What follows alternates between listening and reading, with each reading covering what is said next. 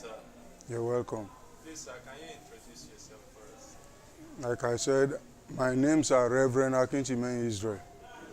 But from my church order of ranking, I am Bonagis Akinchime Israel.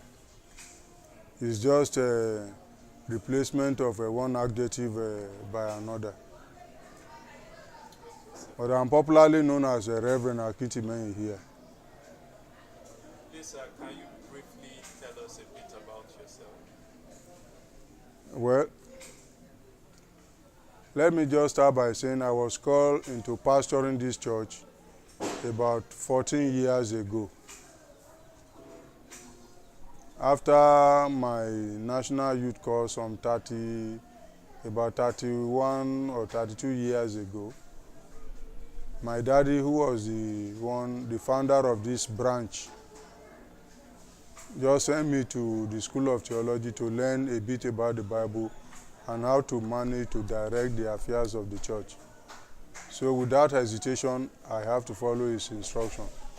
I was there and I was ordained January 1988 until 1984. After he had passed on, the church elders sat and concluded that I should take over from where he stopped.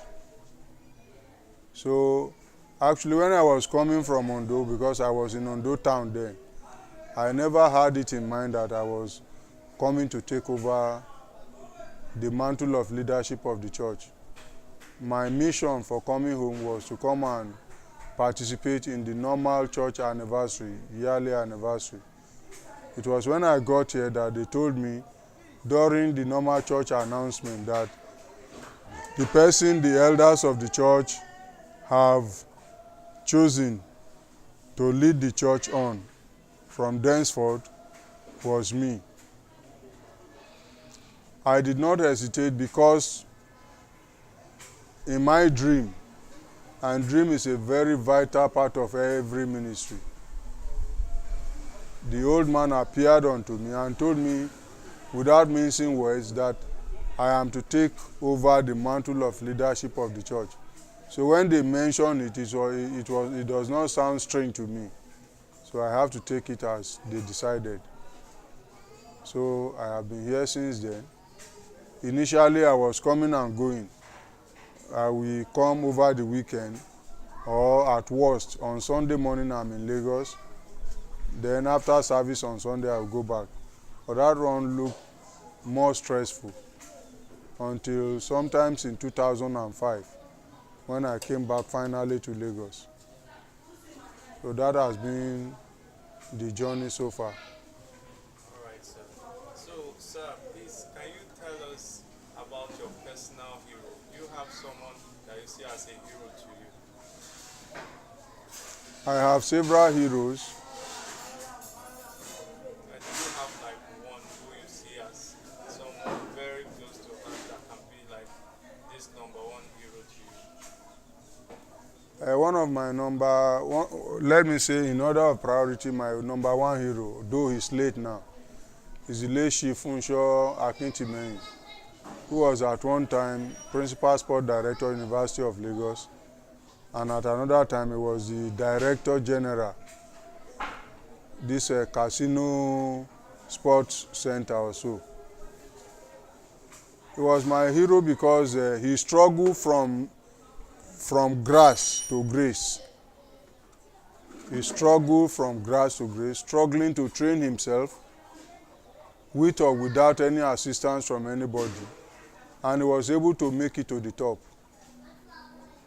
single-handedly.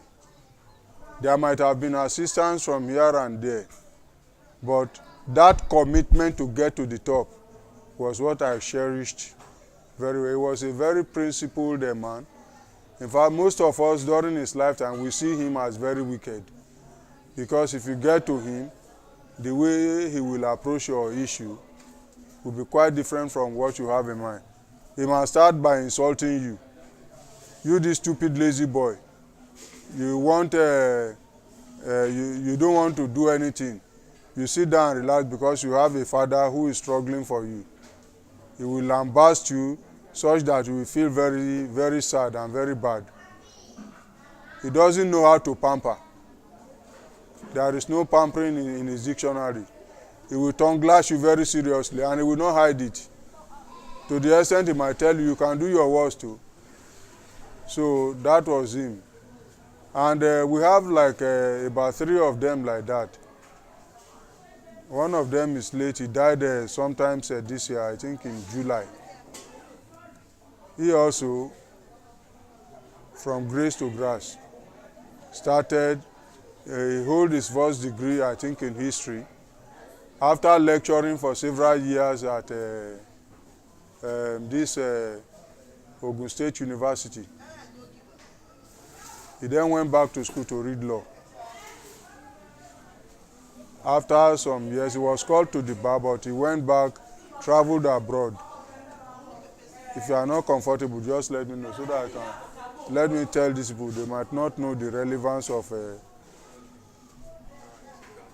so, as it is, he also started, it was his brother-in-law who advised him, who was a notable, a renowned lawyer then, one lawyer, Iwajomo, who he married the junior sister. It was him who advised him, this your history is not a professional course. Why don't you go for a professional course so that you have something to fall back on in the future? Don't think about the present alone. It was him who advised him before he went back to read law. And after working for a few years in Nigeria, he decided to relocate to US. He came back from the US for his mother's burial before, after the burial, he fell sick briefly and he passed on. The third person is also, he made it to the top. I think he has retired from Nigerian Airways Authority, where he was the ports manager for several years. And I was talking about Mr. Augustus Akintimeni. Those are the people I look ahead of me as champion and heroes in the family, who in spite of every negativity were able to make it to the top. Although my own history is slightly different from their own. Sometimes I'm also thinking about it. This upcoming generation, they needed a lot of counseling so that their future can be well entrenched. If you don't have a solid foundation at the beginning, it's not going to be easy as you are growing up, because you might take the wrong decision at the right time, and when you take a wrong decision, you take the wrong step. That can scatter the entirety of one's future. It is a situation I am passing through. I've passed through it, I'm still passing through it. And it's ringing bell in my mind. Like I told my senior daughter, after your first degree, go for your master's. Close your eye, make sure now that you can still read very well. Go for your master's, don't rely on your first degree. Do beyond what I have done. So that when you look back, you can nod your head and say, yes, I'm somebody. That is what society is all about. When you don't have people who cares for you, care for yourself, and make it a point of duty that this is my target.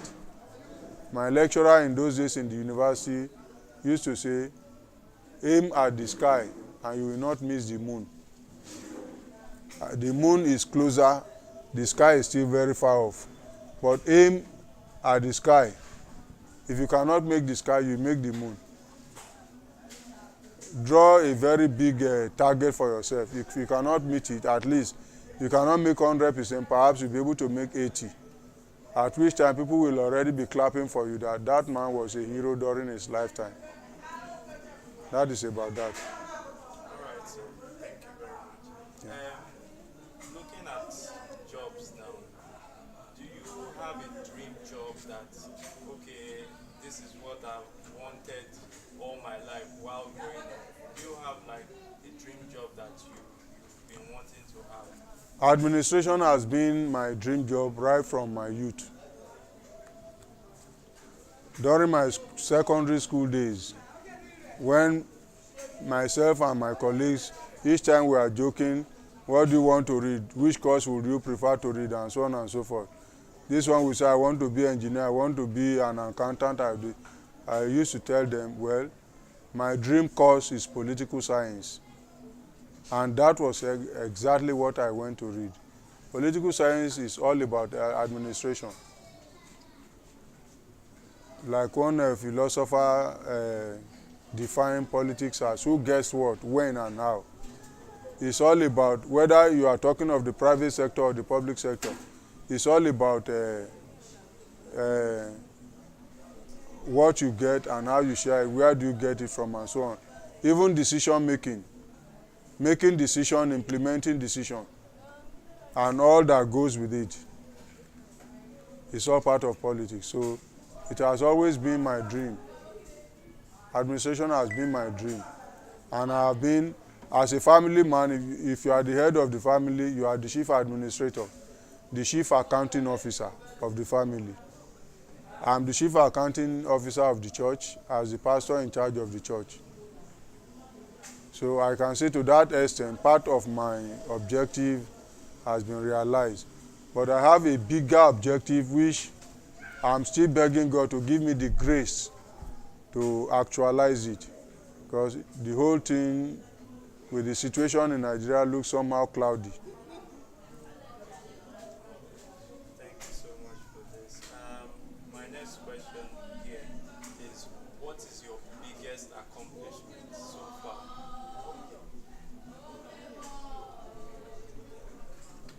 My biggest accomplishment is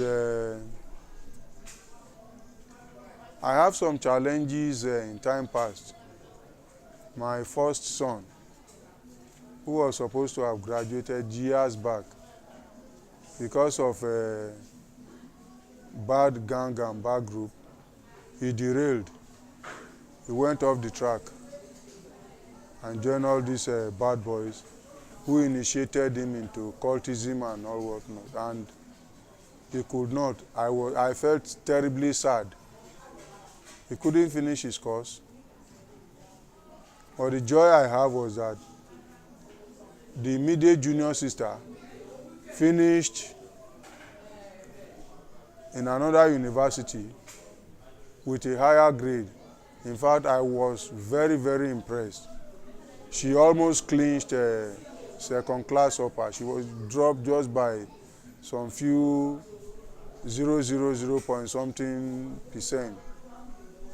But it was even one of my late cousins that telephoned me from Ondo that where am I? Am I in Ondo? I told her no, I'm in Lagos. She said, what am I doing in Lagos when my daughter is doing her graduation? And I have another one whose course is in the sciences. She's in her final year now. Those are what I can call my achievement. Those are what I call my achievement, because if you have the grace to send a child, whether a boy or a girl, to the university, and she was able to scale through outside of academic problem, she's able to scale through, she make a good grade and she pass out. Nothing scratch her, no initiation into any bad gang. You should congratulate yourself that you are a man, because a lot of people, even with their good background, sons and daughters of commissioners and highly placed public officers, at the end of the day, they will end up putting their father's name into the bad book of the school. It is because something went wrong along the line. But if you as a parent, as a father or a mother, if your child goes to the university, like we used to say, the university is a microcosm of the entire macro system. Any university is just a micro of the Nigeria at large. All the evils in the society, you will see there. It is the citadel of education where you learn everything, all the philosophies of life, all the theories of how to make it. But then there are other vices that will pull you down. They are right with you there. From there you will have friends. I have friends up to today who I can just call now and say, hey, Uncle D, how are you? That happened to be my first friend on campus, and up to today, we still remain very good friends. I remember when he traveled to US, he was the first person who sent, how much was it? $30 to me. I appreciated it a lot. At that time, dollar to Nigeria was, I think, 10 naira to $1. And I changed that $30 to 300 naira. It was like winning a jackpot. So that is it. Thank you very much, sir. My next question is, what's a story of yours that you don't get to tell often enough? A story that you have which you don't actually tell it a lot. Maybe it's a few times where you have opportunity that you tell the stories. What's that story? I already told you. The story I don't like talking about, but sometimes if I'm counseling other upcoming generation, I used to remind them. In fact, I remember I used it as a sermon topic in one church. That is the story of my first son, how he went into cultism, and every effort of the family, myself and his mother, went down the drain. I remember I called the youth of that church when I got there. Stay focused. Face what you went to do in the school. Even if you are not too religious, take your Bible and pretend to be a good Christian. Attend Christian programs. They will run away from you. But if they see you as an empty workshop, no matter how clever you are, one day they will chase you into belonging to them. And the moment you are initiated into their group, you are done for. It's just like somebody who thought by taking witchcraft she can protect her children. After taking the witchcraft, it was then she realized she's in another bigger doom. Because when they give you small meat to eat, you don't know. You are thinking this is dog meat. You don't know it is the meat of somebody they have killed somewhere. It will get to your turn one day, they will ask you to bring one of your child. Now they want to use him or her for sacrifice. Then you begin to ask yourself several questions. So that is it. Thank you so much, sir. So, sir, I'll have another question here to ask, which is, what is your ultimate goal in life? Well, let me start by saying the ultimate goal of every Christian is to make heaven. And that you cannot go to the heaven and come back to relay your experience. When you are dead, you are dead. So nobody knows what happened. The Bible recorded one very fine story of the Bible that each time I read through it, I am always afraid. That rich man lived a luxurious life. He enjoyed himself. But the Bible says the rich man died and he was buried. And the poor man died and he was carried on angel's wing. The angels carried him to the bosom of Abraham. What was the sin of that rich man? I don't know. But right there in the grave, the Lord opened his eyes to see that poor man who was begging for food in his house. And he saw him, all his wounds have been healed, have been cured.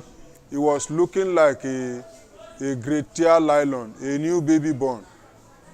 You know, if you see, an experienced mother knows that every new child, every new baby has a peculiar smell. If a newborn baby should have an odor, then the parents should better start struggling for the survival of that child. It's like if you buy a new car that we call Greater Nylon. When you open it, you see the perfume coming out from that. It's always very, very inviting. It's different from Tokumbo. Yes.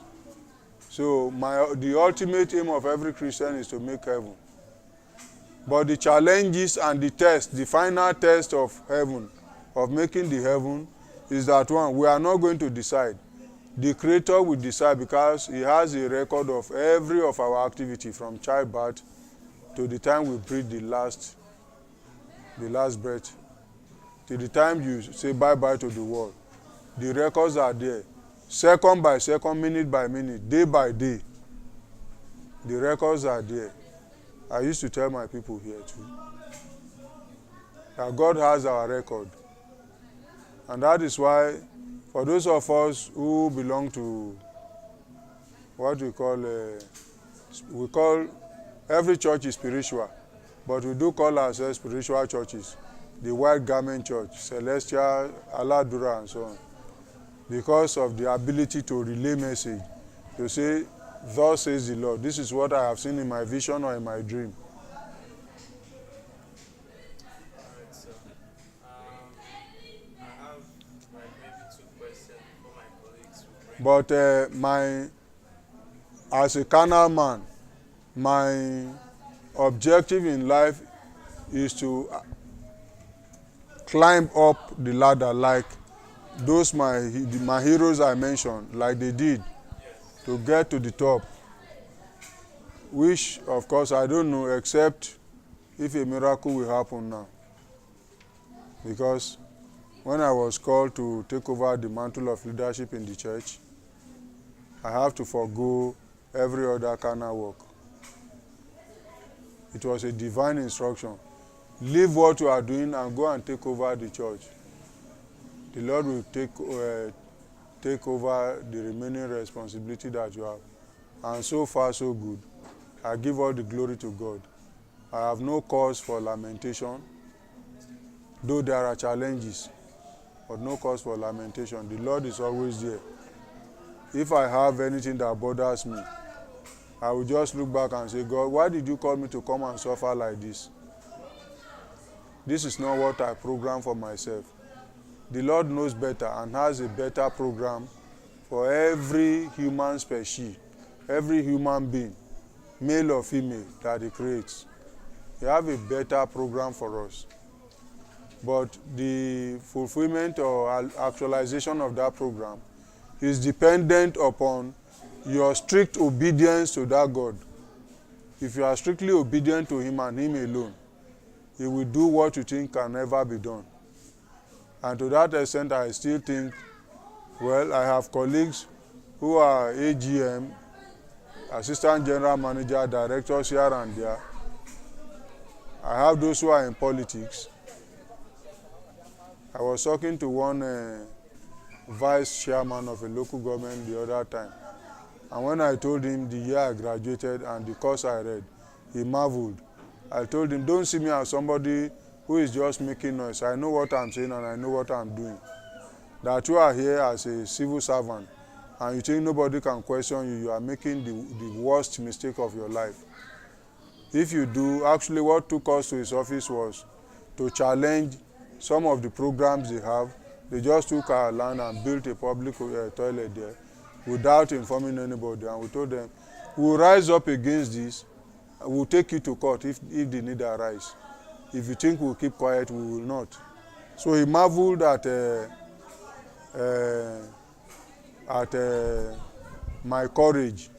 Why must this person say this? And I told him, you said you have participated in this, you have done this, you have done. Yes, by my own discipline also, I read about this, and the little that I know. Before you come into this place, there are people you will talk to. You will let them know your objective, what you want to do, that it is for the general gains of the public. They will appreciate. But if you think you can just take our land and do whatever pleases you there, no. We will also want to know the returns from this. To whom does it belong? To the government, to an individual, or to the contractor, or to who? So we asked several questions, and he was very careful in answering us. It was myself and Baba Agbede who went to that interview on that day. Alright, sir. The next question I will ask is, what are you mostly afraid of right now? Like, what is something you are afraid of? Well, my number one fear is about the country Nigeria. Nigeria has no direction. We have leaders who are kleptomaniac, who are running a kleptocracy. A kleptocracy is a government of the thieves. They are running a government into their purse, stealing our money. You can imagine many of them are richer than Nigeria itself. What is the source of their wealth? It is money stolen from the public purse, the taxpayers' money. We have them, they are in the Senate, they are in the House of Rep, they are our governors and the state legislatures. They are all there. Virtually every fabric of the society is corrupt. Virtually every sector. To earn. Yes, to earn someone's respect. What's the best way? Like you see, one of there is an English proverb that says, "Respect beget respect." The best way to earn somebody's respect is to respect yourself. The respect you give to yourself is the respect others will give to you. It has been my philosophy for a very long time. If you don't respect yourself, nobody will respect you. And if you want to force your respect on somebody, it will not work. Let it come from their inner mind. When respect comes from the inner mind, they see you from far off, they will hail you. And that hailing is not just for the fact that they want to extort money or something from you. It is because of your ideals, your principle, for what you stand for the you in you. So the respect a man enjoys is the respect he gives to himself. If people see you as a ruffian or somebody who talks anyhow, who just blab, who talks before reasoning, they wouldn't respect you. You will only be respected among the group of people who normally runs their mouth before they think. But when you see people who have set mind, who have certain principles in life, when you come into their midst, they will tell you you are a nobody because you don't earn anybody's respect at all.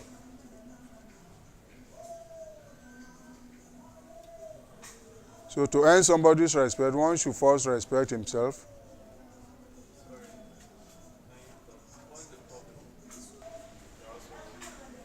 So to earn somebody's respect, in short, you must behave responsibly.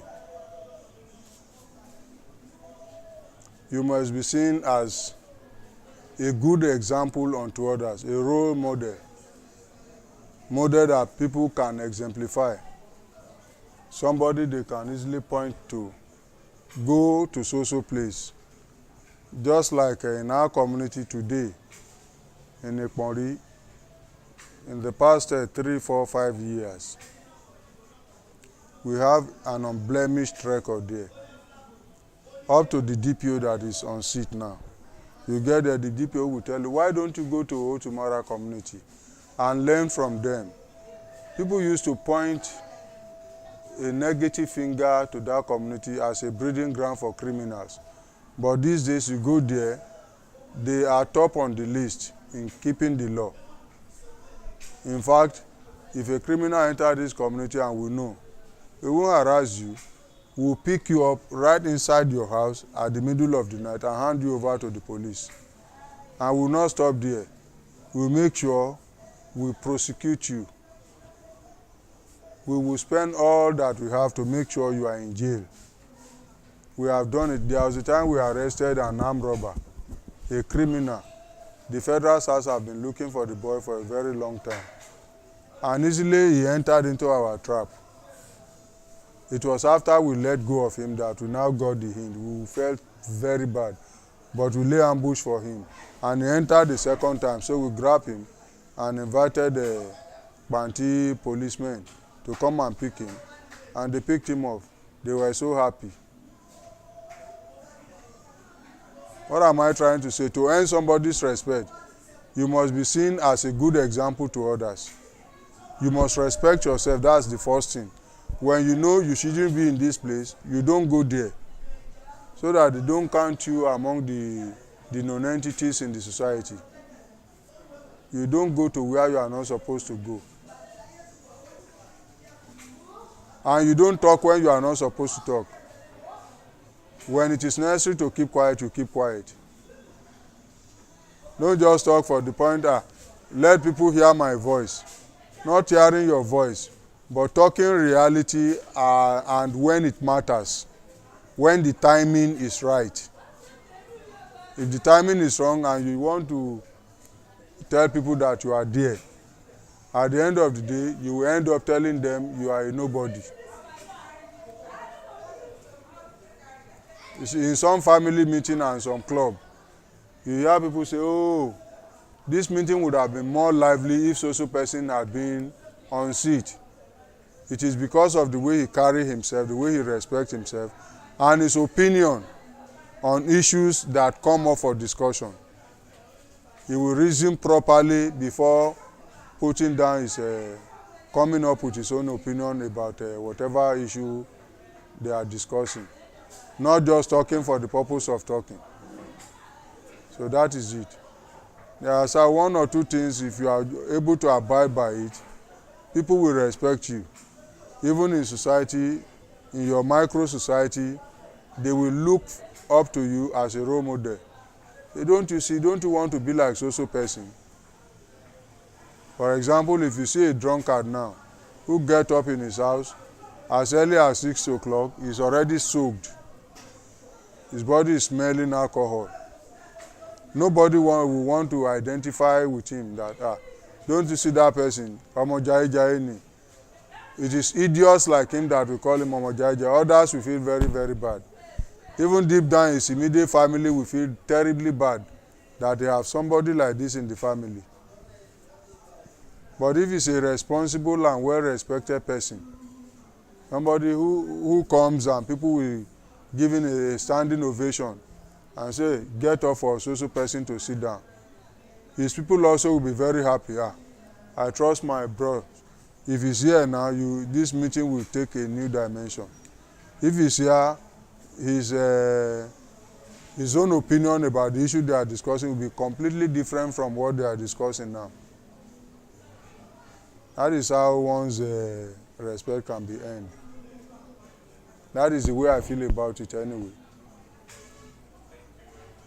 Yeah. I have another question here which says, what makes you sad?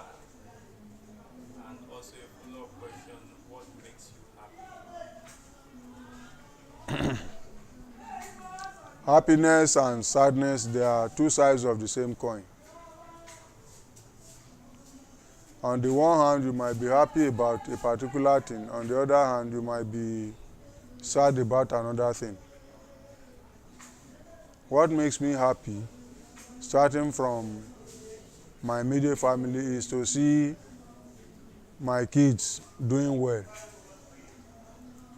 I don't ever want them to be associated or to have any link with bad boys or bad girls. Be a shining example to their colleagues so that the family can be happy with them. So that people can say, go and look at so person's children, they are all doing very well. When Yoruba says they are doing very well, no, they are a shining example. The first thing that made me very, very sad was my boy. When I had my challenges in Lagos, I lost my job with CFU Motors, Ijora Causeway here. Sometimes, I think 1999, I felt terribly bad because I was the assistant parts manager then. My immediate boss, I don't know, and that is one of the things in Black Africa. Because this person is not from your village or from your local government, you feel if he's in your position, he's going to open up all your secrets, he's going to do this. Therefore, you don't want him to be there. You will do everything you can do to make sure he does not get there, to even make sure you get him sacked on the job. That was what happened to me. We were two assisting the parts manager. One was a boy from his village, and myself. The day I was transferred to our parts depot to take over from the depot manager who was going on leave. And I wrote my report. The report caused a lot of problem. A graduate will write like as a graduate, he will not write like a primary school leaver or a school cert leaving certificate owner. You will write as a graduate because you have climbed that secondary school level, you have passed that stage. You should write with a more polished grammar. So when I rolled in my report, the man saw it, he was very, very angry with himself. And he used to say to some of his colleagues that boy, I'll make sure I get him out of this place. There was nothing I did that ever pleased him. I never mind. That very year, when our assessment came, he under-assessed me. The assessment form came and where he's supposed to put C or D or B, he will put B or A. That is the least point. And he did not only do that, he read it to me. And I told him, Oga, if that is what I merited, what I score, let it be. I'm not bothered. He said, what is my comment? I told him, I already make my comment, sir. But unfortunately for him, that same year, the deputy general manager who saw the report I rolled in when I traveled to the east, now called the admin manager. Is that man a graduate? The man said yes. And why is it on this level? This is not the level you should put a graduate now. The man said he was sorry, it was his personal mistake. So he corrected it immediately. And when that evaluation came, my boss was very, very angry. He was angry, he did not hide it. Otilon lobby, those were his words. You have been lobbying behind. Lobby who? So when my promotion came, he was sad. Unfortunately for me too, the following year, they just brought a letter of retrenchment, they call it. I felt very bad. I wanted to fight back. But the person who will answer that query happened to be my best friend, who was the admin manager in the headquarters. Because he was the one solely responsible for my getting that job. When the problem was coming, he told me, and I looked like it. Will this man now come and appear either in the court or so to answer questions that I posed to him or to answer to my lawyer's question? So I decided to let go.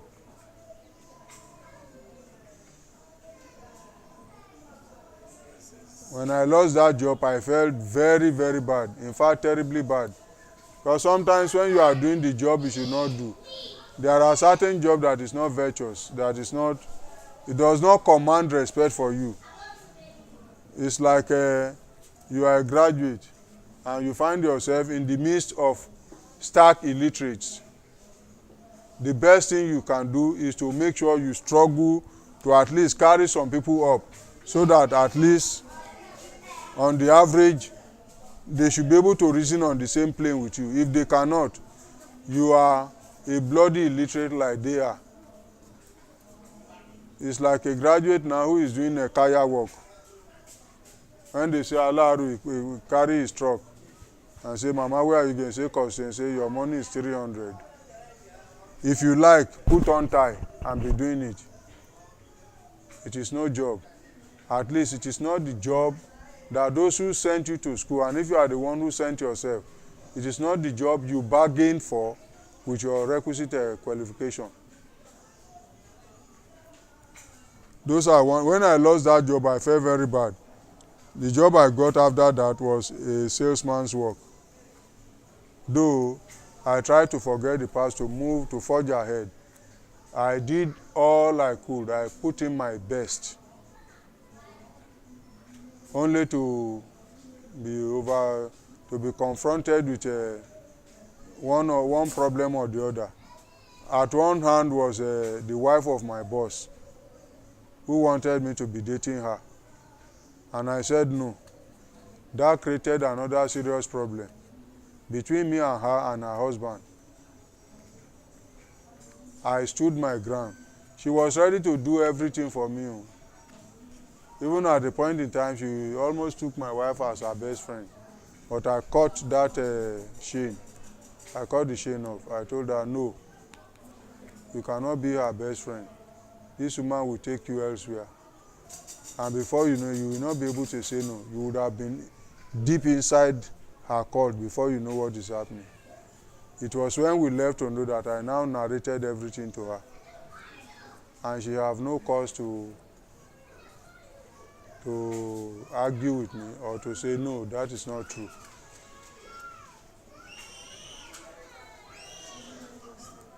So, sir, please, can you tell us what is the happiest moment of your life? Well, the happiest moment of my life, let me say, was the year I graduated from the university. Reason being that when I was in my 200 level, I have a very serious problem. My sponsor, my senior brother, one of my senior brother had a very serious problem. He was working with UTC Motors, Sabo then. He had a problem. He was apprehended by the police and locked up. Then my senior brother, the one who is our most senior, who happened to be a sailor, he lived a free life. He does not care. It is only when he sees me that he will care. But if I'm not there, that's the end. If he comes, he will load himself with money. He doesn't care. He spends it at will on drinks and women. So that year, I couldn't pay my fees. I could not pay my school fees. This problem went on up to my final year. When it was a month to that final year exam, I wrote an application to the Senate through my HOD to give me some few months that they should hold on to my certificate until I have paid their money. Just on the day of the first day of the final exam, the reply came that the student must not, with red barrow underline, must not be allowed to write the exam unless he has paid fully all the debt that is owing the school. In fact, that day, I wept like an infant. I wept seriously. But what can I do? I went out of the hall. But God remedied the situation. Because one Yoruba chief, I think he was from either the old Oyo State, maybe that part is still part of Oyo State or Osun State now, I don't know, Chief Adeleke, who came to my rescue. How much was the total money I was owing? It was less than 1,000. Where money was money, less than 1,000 naira. The Baba just came and gave me a check for 600 naira. When I saw it, when I received the check, I felt like a king. And one other lady from Ogun State, Yinka Esen, gave me a voucher she paid against the next session for 200 naira. I told her, auntie, you are a darling. He said, Israel, no, you cannot suffer like this. These 4 years, food or no food, you have been going on. This final lap, how can that be? Without writing your exam. I said, well, maybe that is the way it has been destined to happen. He said, no, there is nothing like that. So she gave me that. I took it to the bursary. They debited my account. Then I have missed one paper. And that thing affected one of my bosom friends, one Igbo guy who was very close to me. We were reading together. In fact, he almost failed the 2 papers. When he got into the exam hall, he did not know what to write. He was confused. He was crying inwardly. There was another of my colleagues who was crying, and they asked her, what is the problem? She was only mentioning my name because we were always going out to read together. What is wrong with Israel? She said, Israel. When they came to me, Israel, what is the problem? I said, no problem, I'm fine. She said, but so person is mentioning your name and crying profusely. I said, leave her, she's just a girl, she doesn't know anything. But the situation was remedied the next day, so I wrote the last paper the day after. That first paper I lost, that I missed, that I was not allowed to write. I was given that paper almost 2 months after, me alone in a very giant hall, the faculty hall. And I have every opportunity to cheat. The security that was to supervise me told me, Israel, do whatever pleases you for these 3 hours. Please yourself. I told him I won't please myself. Let me write what is inside my brain. And it was my best paper. You know, I have been reading, all my colleagues have gone back home. I read, day in, day out. That very day in the morning, I just pack all the piece of paper that I summarize all my points. I tore it because I had a dream overnight. I knew something would definitely happen that day. So when I got to the office, I went straight to my HOD's office, who told me, hang around, I will call you later. 2 hours later, nothing came. I went back to him. So I told you to hang around. I told him, I'm still hanging around, sir. He said, go and hang around. 2 hours later, I went up. And I heard crack. The typist typing. I said, okay, this is my paper they are typing. Something just told me it's my paper. And I didn't budge. Before he now sent somebody to call me and told the security, take him to the faculty office, these are the questions, go and administer it on you. And God helped me, all that I read were retained in my brain. I was just writing, and I don't know how to read over. Once I pens up. When I told the man, when I refused to look through any textbook, I told him it has not been part of me, and I won't do it. He was surprised. He was the first person to tell me the result of that very paper. And I questioned him. I said, you don't know. What you are saying is not true. Our names are not written on the answer sheets. He said, but your student number is so. UG00222, is it 228 or 229? I said, yes. He said, for you to know, I know. I scored A+. It was marvelous. In fact, I didn't believe myself, but I know I put in my very best. Even the first paper that I wrote, that one I scored A, it was marked down to B, reducing my score to second class lower, the gentleman grade. That is what we call it in the university, 2-2. When you say 2-2, I say, old boy, you don't try now. Now, gentleman grade. But when it is second class upper, they see you as a sharp brain. Either the school is going to retain you to take on a preliminary student or 100 level student. From there, you can do your master, you can forge ahead to do your PhD. So I have like 2 more questions to ask, which is, if you had 3 wishes, what would you wish for?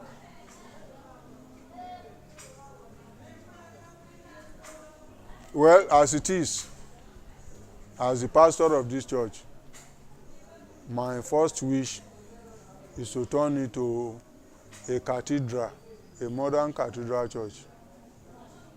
That is talking about the structure. But for the members, to give them a revolutionary reorientation, because most of them, they are still living in the Stone Age. The Stone Age of, you have to tell them one thing today, repeat it tomorrow and every other day. Maybe I should say they refuse to learn, or they are still their very old self. You teach somebody this is the best way to live your life. Even I remember, whatever policy we decide or whatever we decide in the office at security level, my first point of announcement is the church. Parents, talk to your children and words.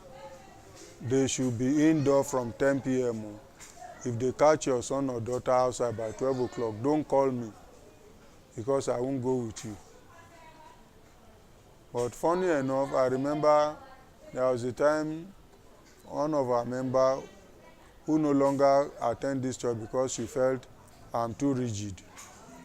The husband break one federation member's head with a carpenter's bar. You know what is called bar? That thing they use in removing nail. The one that have a mouth like this. Thank God it was a woman. If it were a man, that person would have died instantly. She used that sharp mouth to hit her from behind though, but she was putting on wig and she happened to be a little bit hairy. That was the saving grace.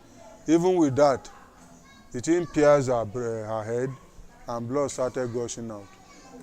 And what did the wife say? Hours later, when the husband was arrested, she came to me and said, Ashwaju, if you don't want, I am sure if you don't want my husband to be arrested, he will not be arrested. I said, well, because I'm the DPO or because I'm the IG? Am I the Inspector General of Police? But did you remember I told you, caution your husband, talk to your husband, you should keep your mouth shut. Did you listen to me? You did not.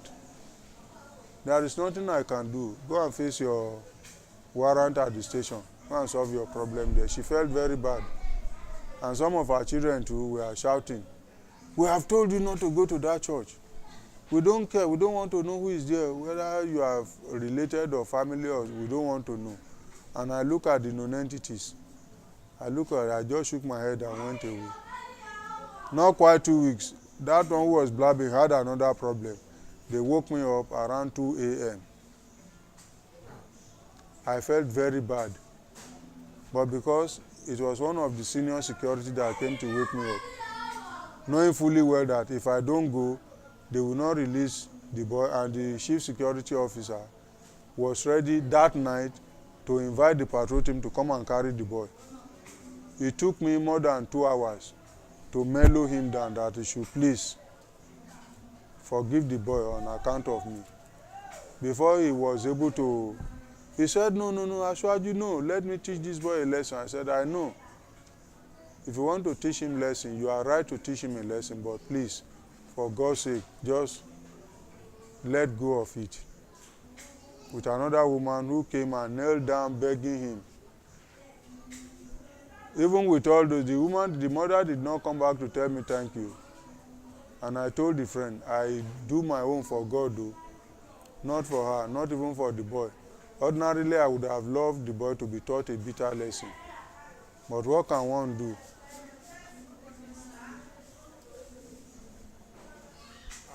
can you please cut? Well, before advising the youth, like I said, those of us, I don't know if I should call myself a young man, but I see myself as a youth also. The upcoming generation should be given, it's like I said it in the course of this interview, they should build their foundation on a solid ground. Our old parents who did not go to school used to talk of German floor, when at that time German floor was known to only Julius Berger and the construction industry. Because German floor, you look for hardcore concrete. They would have used it. If they want to concrete this side, they put all those broken blocks, then put less of sand and more of cement and pour it. And once that is done, if you like, carry hammer and be using it to play on that, it remain like that. If one's foundation is not solid, anything can happen at any time. The youth should be focused. They should have a target, an objective, a life objective. It's one of my regrets anyway. I was given employment with Revenue Mobilization and Fiscal Commission, I think 1983 or thereabout. I refused to take up that appointment. Ministry, Talumalosheni ministry. 3 months, they will not pay you salary. I was to go to Akure then. Then I don't have any friend or relation in Akure, so I decided to stay put in Lagos. it was one slip of paper that looked like a general post office slip for parcel. I just looked, what is this nonsense? I just tore it and threw it away. That was all. 2 years later, I went back to that to the federal secretariat to hunt for a job, because one advantage with a federal work is your retirement benefit. I'm not on retirement. I don't have any retirement benefit. That thing is paining me a lot. No matter how little, you should be able to manage your life with it. Even before then, you are taught life after pension. You would have done courses on that, so that when they give you any small stipend, either 1 or 2 or 5 million or 10 million, whatever, whichever amount, you would have planned your life with that, set up a small business that at least that can keep your life going. But when you don't have that, so I think children of this day, they should struggle to have a job that is pensionable, but they should have a focus. And that is what I've been telling my children. Be focused, though. Do not say I did not tell you. Even though I'm not on salary, those who are ready to learn, to go to school, I will do everything possible to make sure they are educated. Have your degree at the background. People will not say you did not go to school. Even if you don't have a good job at the, the situation in the country now.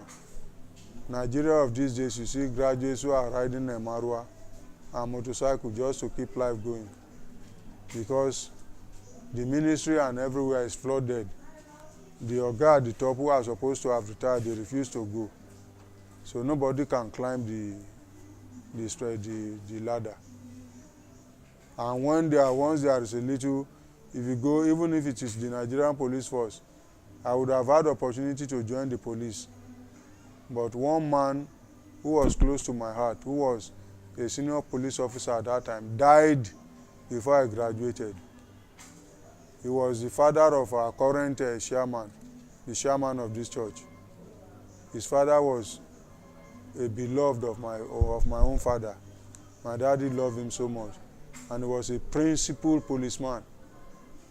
I was using his taxi to run holiday jobs in those days. If I have told him, Daddy, I need this job, maybe I will not even go to police college, to just come and collect your uniform. The day inspectors are coming, you'll be taught how to take your salute and all that is necessary. But then, the man was gone. So I have to look for a job and look for a job. When I see one, I just wave it off. I was looking for a private company where I can get fast salary and start doing something immediately. I eventually got it, and for 6 years I was doing well and fine, until another devil was waiting for me in the company who says, "Old boy, you are climbing too fast." So I was out of the system. Then, because I don't want, like I told my wife then, you wake up in the morning, you see, face me, I face you house. Baba Lagbaja, good morning. You say, good morning. Hey, Lolini, are you not going to work today? I'm on leave. This week you're on leave. 2 weeks you're on leave. 4 weeks you're on leave. 6 weeks you're on leave. Even if you are a lecturer on sabbatical leave, they see you 3 months at home, you say you are still on leave. The next day you see is people gossiping. Ó dàbí pé wọ́n ti dá ọ̀gbẹ́ni dúró lẹ́nu iṣẹ́ o. That was what took me to Ondo.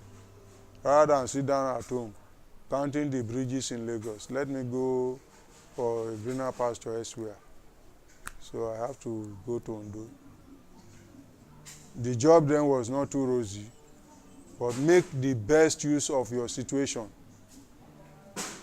Make the best of whatever situation you find yourself. Don't feel too bad. I told my wife then, I cannot do this job in Lagos, because definitely I will come across friends and colleagues. I know the caliber. I was the training officer for all of my colleagues. I trained them on the job. Even my supervisor, who is now one of their senior manager, Mr. SN Afrobi, Nigerian beauties. He used to tell them openly, say, look, this man, go and ask this man what it means to fall from the top down. He will tell you, and that is why I don't want to lose my job. Oh. If any one of you is not doing your job the way you should do it, I will sack you. He will say, and he wouldn't miss word. And if you think he's joking, just fall into his trap. He will sack you immediately. He never complained about me, not even the distributor, who was a very rugged man. Rugged as he was, I was his best man until I left that place. If we travel down to Lagos, we sleep on the same bed. I will drive him down. He will tell me, Akin, àjọ máa sùn síbí ní ọ̀la la fẹ́ gba award o, a dẹ̀ máa padà lọ. If I want to come and sleep at home, I will tell him, Ọ̀gá, màá jí wá bá yín lọ́la láago, before 7 I'm here. And I be with him before 7 a.m. I would have woken up 5 o'clock in Amukoko, carry myself to VI, Leko Hotel Meridian. I be with him, wake him up, and off we go.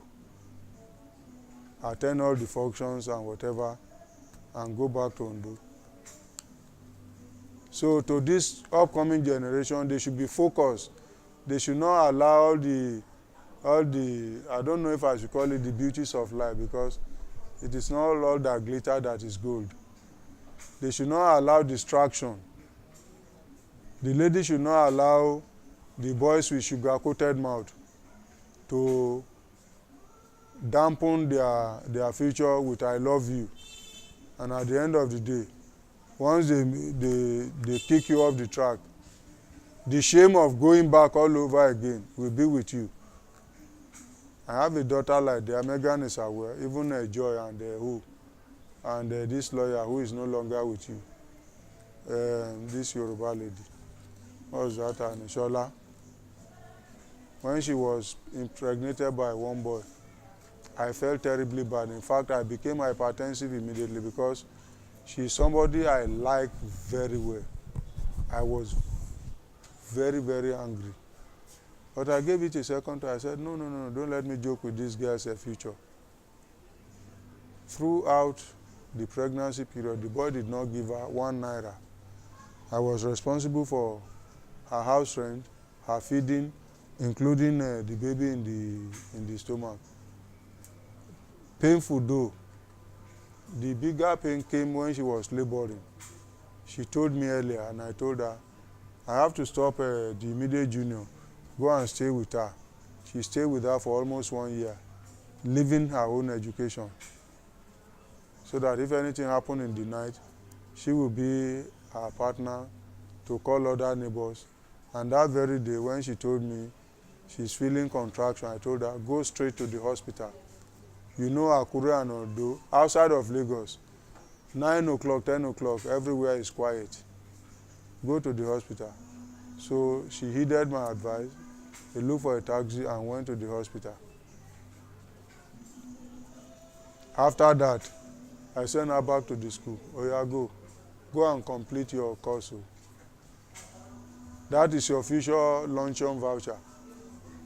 I don't want to joke about it, because I discover one thing these days. Female girls, maybe I should say, they are more responsible than the male in the family these days. It's no exaggeration. The men, the boys, they are overshadowed with responsibility. When you are married, you have your wife to cater for, you have yourself to cater for, especially if you have kids growing up. You have other responsibility. Your wife's family too, they are looking up to your wife or something. Your wife will throw that responsibility on you. But the ladies, no. When they will shout on you, the husband, did I not tell you my daddy is sick, or this is the problem he's going through? When I was sick, June 30, I was on admission. When my first daughter came, he came with the husband. I did not know when they gave my wife money. I spent more than 600,000 on that sickness. But they were the first person to say, Mommy, hold this amount. I don't know how much the money. As they were coming, I was just saying, Madam Cashier, hold on to the money. When I need it, I will let you know. Even I don't even need to ask her. When they say they bring the paper, go and do this, off she will go. You only bring the receipt. I say keep their receipt. Let there be no argument. That is why I'm saying girls are these days more responsible. It's not as if men are irresponsible. It is because the responsibility we carry, they are very, very, very heavy. On the one hand, you don't want to disappoint your wife. You don't want to disappoint yourself. If you are working in the office as a graduate, you want to put on the latest tie. You want to knot your tie. You want your jacket or your shirt to look like a graduate. You cannot go to Alaba to say you want to buy Okrika wake up. No. And if you must buy Okrika wake up, you buy Okrika grade 1. We learn all these things as we are passing through the system. You buy the grade 1, you put a little bit of starch so that it will look like a new one. And when you put it on with your koi shoe, like my daughter would say when she was young, you look like a king. People will not know, no man, you bought that shoe 100 naira. Allow them to run their mouth. So the first thing that bothers me was give them the best I can. Give them the right foundation. If you want to go beyond that, all is well. And maybe I should say, unfortunately for me, my male children, they are not as responsible as the female. The female, they are bookwormers. You know those we call bookwormers in those days in the school? Like my first daughter, that one can read to any extent. The male, you see them, before they read for 30 minutes, it's already dozing. And I called them and lectured them and told them, don't joke with your future. It is you who is going to carry somebody else's responsibility in the future. You must not be seen as a lazy father. We are talking about your foundation now. You are joking with it. You don't allow, if not for our communities, in our community that I see ladies carrying the responsibility of the house. A whole lot of them. They are the breadwinners of the family. They pay their house rent, pay their children's school fees. What the husband does is to, Mama Chuku, my pounded yam never ready. And he will sit down, the wife will buy one chilled bottle of beer. He will first drink that one and say, yes, thank you very much. He will put the food down, he will shop. Any day the woman make mistake, he begins to beat her like as if she's asleep. It's here, but maybe it is part of the Igbo culture. Those who are from that part of the world, I don't know. We have had to interfere into a lot of things here. Told them they are living a very useless life. You don't give your wife money to start a business, yet you want her to come and account for every cupboard that she's made in that trade. It is wrong. You don't sponsor her, you don't give her a dime, but you want to know how much she earns in a year. For what? Is it a joint business? Some of the families have got to split up these days when we started educating them. One happened to be in our office. When we advised him, he thought we were joking. We will not spare you. You better step down, come down. Come down to the level of your wife and tell her you are sorry. He said, no, she will know I'm the husband. Finally, that marriage is scattered now. They've given him custody of some of the children, so he's now struggling here and there to make sure he feeds the children. Meanwhile, the wife is doing very fine. If you see her, you think she's a single. And there are men also who are looking here and there to grab her. So to this coming generation, let them be focused. Have your own goal. This is what I want to become in the future. Aim at the sky. You will not miss the moon. Even where you cannot get there, you get to something close to it. Where you can beat your chest and say, thank God, I've gotten this far. That is why I say it's one of my regrets. If I have taken that job at that time, I definitely must be nearing my retirement age, because I would have put in more than 30 years in service, and I think the maximum is 35. I've been nearing my retirement age, but there will be no regret. I know once I'm out of the system, okay, my salary for the month is 100,000, no plus, no minus. You can get that and split it on food. And if you have children that are still going to school, you know how to do the sacrifice. You carry your knife and butcher it, give them their own portion, and live your life. But when nothing is coming, I'm only living by the grace of God, and I use my brain, and God is helping me. So far, so good. No regret. At least, no regret. The Lord is with me. He's my helper.